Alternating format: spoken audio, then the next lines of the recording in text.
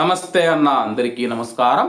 కువైట్లోని Jleeb all సువైత్ మరియు కైతాన్ ప్రాంతంలో నివసిస్తూ ఉన్న ప్రజలు ఎవరైతే ఉన్నారో, ముఖ్యంగా ప్రవాసులు ఎవరైతే ఉన్నారో వాళ్ళను రాబోయే రోజుల్లో ఖాళీ చేయిస్తామని చెప్పేసి అధికారులు తెలియజేస్తూ ఉన్నారు. ఎందుకంటే కానీ వీరి కోసం కొత్త కార్మిక నగరాలను ఏర్పాటు చేస్తూ ఉన్నట్లు అధికారులు తెలిపారు.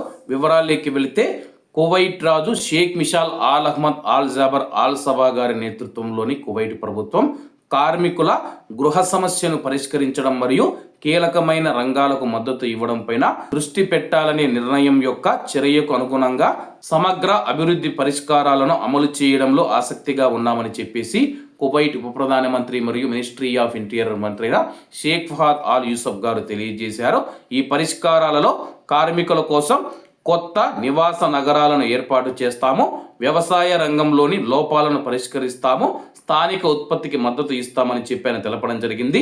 ముఖ్యంగా కార్మికుల కోసం ఇంటిగ్రేటెడ్ నివాస నగరాల ఏర్పాటు ప్రభుత్వం యొక్క ప్రాధాన్యతలో ఒకటని చెప్పి ప్రకటించారు. ఇది ప్రస్తుత నగరాల నుంచి కార్మికులను కొత్త అంకితమైన నగరాలకు తరలించడానికి దారితీస్తుంది. ముఖ్యంగా నివాస ప్రాంతాలలో పెద్ద సంఖ్యలో ప్రవాస కార్మికులు నివసిస్తూ ఉన్నారని చెప్పి తెలిపారు.